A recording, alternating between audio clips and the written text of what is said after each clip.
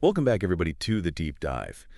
Today, we're diving into some writing that's been shared with us, and honestly, it's pretty powerful stuff. We've got a Yeah. story here about resilience, transformation, really wrestling with some huge questions about faith and purpose, all, in the face of just unbelievable challenges. Yeah, it really is a unique opportunity, I think, to kind of explore someone's spiritual journey as it unfolds, during a time that's so formative, but also so challenging. Right. And the challenges here are really something else. Like, Yeah. imagine you're just 16 years old and you're facing a life-threatening illness, and then your heart stops, not once, but twice. Oh, wow. And then you're in a coma for 5.5 weeks. And then after all of that, you have to relearn how to walk and graduate high school. Oh, my goodness. Oh, and I almost forgot, you also have to have a transformative muscle transfer surgery on top of it all. What? Yeah, so you have to retrain your brain to walk using different muscles. Wow. That's a lot. It's a lot. It's hard to even wrap your mind around it. And it's during this whole intense period that the author is also grappling with these really profound spiritual questions. Right.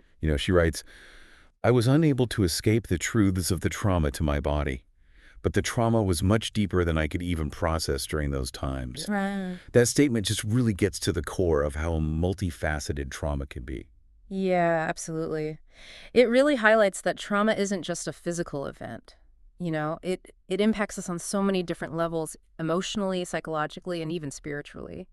And it sounds like the author's trying to say that while she couldn't fully grasp the depth of what she was going through at the time, she knew instinctively that it was changing her in really, really profound ways. Yeah, it's like she's acknowledging this undercurrent of change, Hmm. even while she's in the middle of this chaotic medical journey. Yeah. And speaking of journeys, she also talks about her spiritual experiences during her illness. Hmm. And she describes it as floating in bubbles of seeming perfection. Hmm. That imagery is so striking. It is. It really suggests that even in the midst of immense suffering, there can be these moments of peace, even transcendence. It makes me wonder if it speaks to this very human need to find solace, to find hope, even when everything feels totally uncertain. Right. That makes a lot of sense. But then she talks about how her spirituality kind of shifted when she went back to, what we think of as living. Right. And she says it lingered in the background as she was focusing on her recovery. So what do you think is happening there? It's almost like she put her spiritual questions on hold while she was dealing with just the immediate demands of healing. Yeah, I think that's really relatable. After a major life event, we sometimes compartmentalize. Yeah. We have to. Yeah. So the focus shifts to the tangible things, the physical healing, the emotional processing. It's as if the bigger existential questions, they get temporarily pushed aside while we're dealing with the more immediate concerns. Okay, so we have this background of really intense physical and emotional challenges.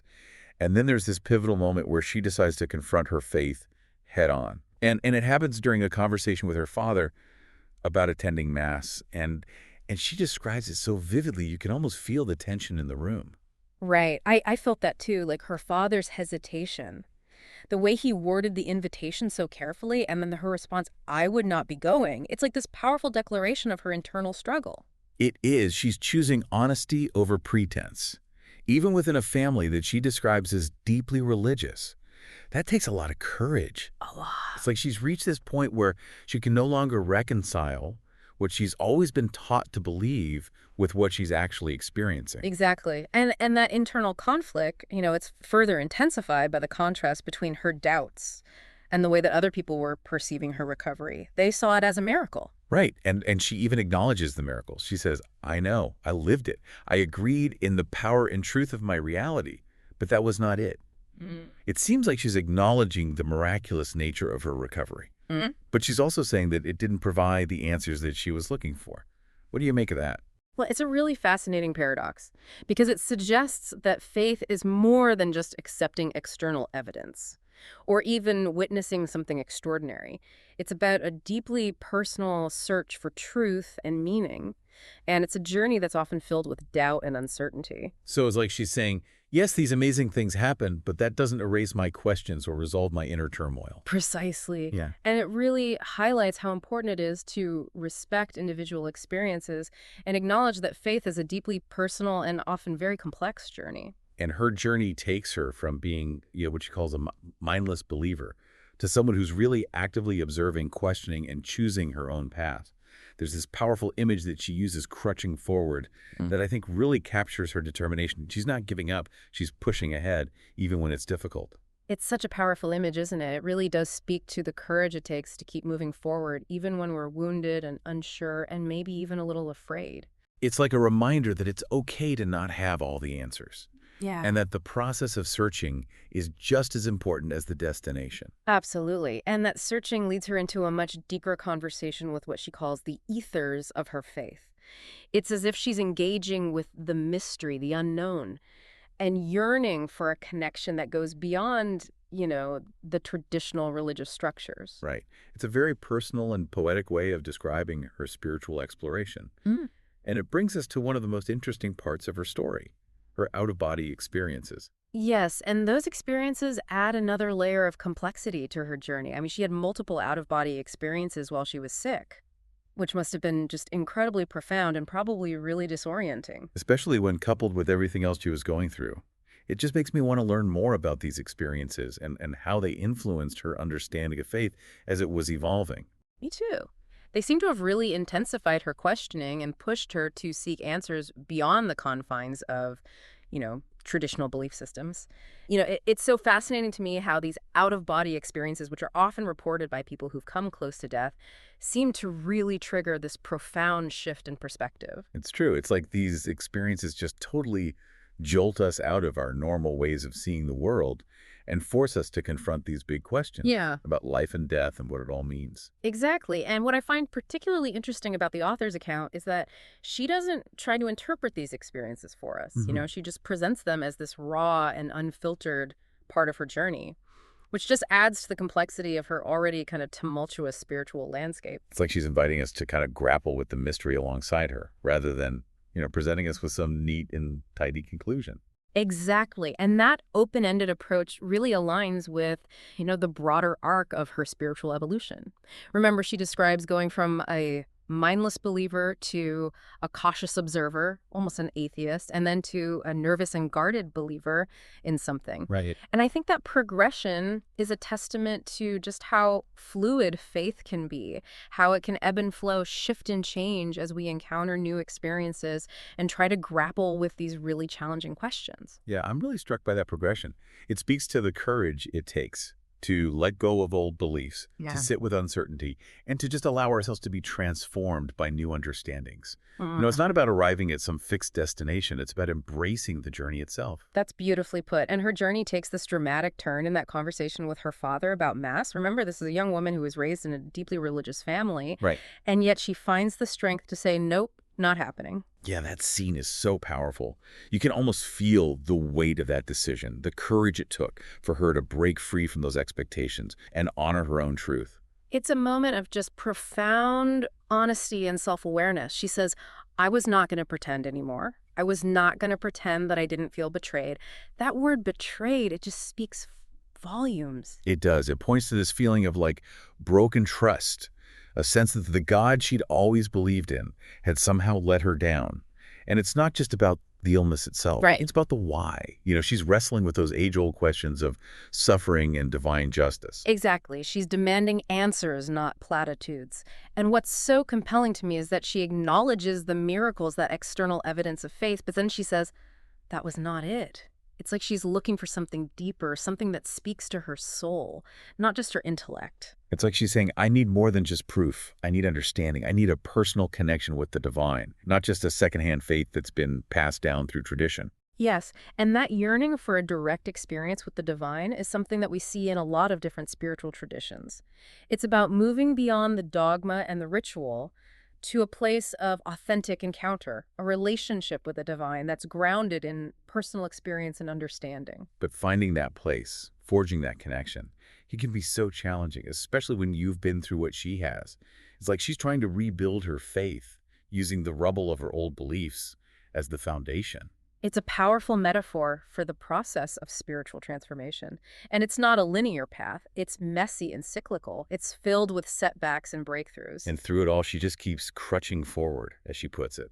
It's such a powerful image that really conveys vulnerability and resilience, Yeah. a determination to keep moving even when the way forward isn't clear. It is. And she's not alone in this journey. She talks about this ongoing conversation with the ethers of her faith, which I just think is such a beautiful and evocative phrase.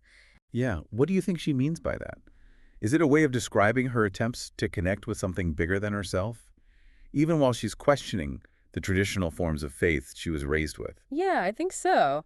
It suggests a much more expansive and fluid understanding of spirituality, one that allows for doubt, uncertainty, and the possibility of, finding the divine outside of organized religion. So it's almost like she's creating her own spiritual language, finding new ways to express, the ineffable, the mystery that's at the heart of her experience. Exactly. And it really speaks to the power of personal narrative.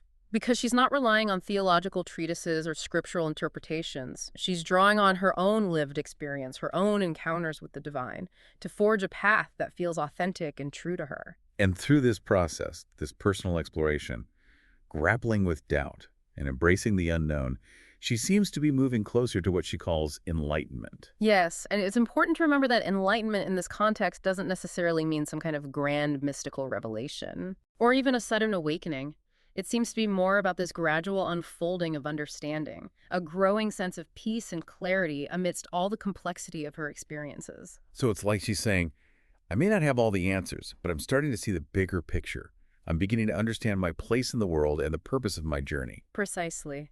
And that understanding, that sense of meaning and purpose, it seems to be emerging from her willingness to just really engage in an honest and open-hearted dialogue with, the mysteries of faith. It's such a powerful reminder that sometimes the most profound answers are found not in dogma or doctrine, but in the depths of our own experiences, in the spaces where doubt and faith intersect. Beautifully said. And it brings us to another really key aspect of her story, which is the contrast between her inner turmoil and the way that other people perceived her recovery. She talks about people marveling at the miracle, seeing her as this testament to the power of faith. But inside, she's struggling with these really deep questions, feeling betrayed by the very God she's supposed to be praising. It's like she was living this double life. The outward image of a miracle survivor and the inner reality of someone who's grappling with doubt and disillusionment. Exactly. And it highlights how dangerous it can be to make assumptions about someone's faith based on how they look, because we never really know what's going on inside someone's heart, what battles they're fighting, or what questions they're wrestling with. It's such a good reminder to approach others with empathy and compassion, and recognize that everyone's spiritual journey is unique and complex. We shouldn't try to impose our own beliefs or expectations on others. Absolutely. And this brings us back to that scene with her father where she refuses to go to Mass. It's a comment that really encapsulates her decision to honor her own truth, even if it means challenging the expectations of those around her. And her father, despite his own strong faith, he seems to respect her decision. He doesn't try to force her to go or argue with her. He just leaves her at the apartment and goes to Mass alone. It's such a beautiful moment of unconditional love and acceptance. He's acknowledging her right to choose her own path, even if it's different from his. Yeah, it really speaks to the possibility of holding different beliefs within a family, within a relationship, without judgment or condemnation. Absolutely. It's about allowing space for individual journeys, even when those journeys diverge from our own. And her journey at this point is really one of deep questioning and internal wrestling. She's trying to make sense of her experiences to reconcile her doubt with the evidence of these miracles that she's witnessed. And it's such a complex and challenging process. And she really doesn't shy away from the rawness of it. She says, I know, I lived it. I agreed in the power and truth of my reality, but that was not it. Right. She's acknowledging the miracles, but she's also saying that there's more to it than that. There's this deeper truth that she's seeking, something that goes beyond just that external evidence. It's like she's saying, I need to understand not just what happened, but why it happened. Exactly. It's about finding meaning, not just proof. And that meaning for her seems to lie in the journey itself, in that ongoing conversation with the ethers of her faith, and the persistent questioning and seeking that's shaping her evolving understanding of the divine. So it's a journey that requires immense courage and vulnerability. And it's a journey that I think a lot of us can relate to, whether we've experienced some kind of profound crisis of faith or just moments of doubt and uncertainty.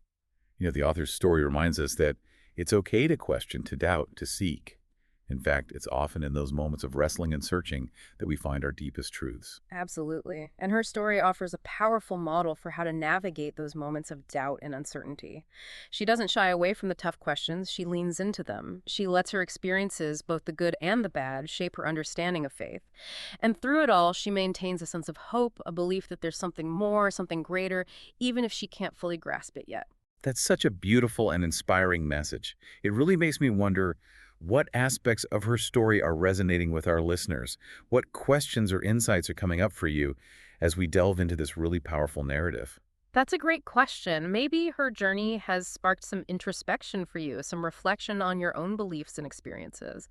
Maybe it's given you permission to doubt, to question, to seek your own truth. I hope so, because ultimately this is a story about agency, about choosing how we relate to faith, even when it's hard, even when it hurts. And it's a story about resilience, about finding the strength to keep going, even when we're crutching, even when the way forward is unclear. Very well said. And before we move on to the last part of our deep dive, I'd like to invite everyone listening to take a moment to reflect on what we've explored so far. What stands out to you? What resonates with your own journey? What questions are you like with? Yeah, take a moment to sit with those questions. The answers might be closer than you think. As we go into this last part of our deep dive, Yeah. I just keep coming back to the author's determination to find her own truth, even when it meant challenging absolutely everything she'd been taught. Right. It's a good reminder that faith isn't about blind acceptance. Mm. It's about asking the hard questions, wrestling with doubts. And ultimately it's about forging a connection with the divine that feels authentic and personally meaningful for you. And sometimes that means stepping outside of those traditional religious structures. She talked about this conversation with the ethers of her faith, which is such a striking image. It evokes this vast unknown space where she's searching for answers and connection. Yeah. It really speaks to this more expansive understanding of spirituality, doesn't it? One that goes beyond just the dogma and the ritual. It allows for a more direct and personal experience. And it's in this space, in this conversation with the ethers, that she really starts to confront these feelings of betrayal. She's asking, why me? Why did I live? Why did I have to go through all of this pain? And these are questions that so many people wrestle with, Mm, especially when they've been raised to believe in a God who's loving and protective. absolutely. These questions get right to the heart of theodicy, which is, the attempt to reconcile the existence of evil and suffering with this belief in a God who is good. And there are no easy answers. Right. And I think the author's honesty about her struggle with these questions is just incredibly powerful. It is. It really normalizes doubt. And it invites us to grapple with, the complexity of faith Yeah. without offering easy answers. Mm. And what I am really striking is that she doesn't shy away from expressing her anger and her disappointment with God. She says, I felt very betrayed by the very deity that he taught would forever protect me. Yeah, that statement is so powerful. It really gets to the core of the emotional turmoil she's going through. It highlights just how personal faith is and the sense of violation that can come when our beliefs are shattered by experiences like this. Yeah, it's like she's saying, if God is really all-loving and all-powerful, then why did this happen to me? Where was that protection I was promised? And that sense of betrayal can be so difficult to work through. It can lead to a real crisis of faith, a questioning of everything we thought we knew about God and about the world. But it can also be a catalyst for growth, a push to move beyond those simplistic ideas of faith and to embrace something more nuanced, more complex. And that seems to be what's happening here. She's not giving up on faith entirely. She's redefining it, reshaping it Yeah. to fit her lived experience. She's creating a faith that can hold both the joy of her recovery and the pain of her betrayal. Right. And it's a messy process. It's imperfect. She describes it as crutching forward, which I think really perfectly captures, those awkward and uneven steps that are involved in rebuilding a faith that's been shattered. It's not a straight line. There are setbacks. There are those moments of doubt, even anger. But there's also this really deep yearning for connection, for meaning, for a faith that can carry her through whatever challenges lie ahead. And it's that yearning, that persistent hope that I think ultimately pushes her forward. She's not content to just accept the answers that other people give her. She's actively searching and questioning and creating her own path. And in doing so, she really offers a model for all of us.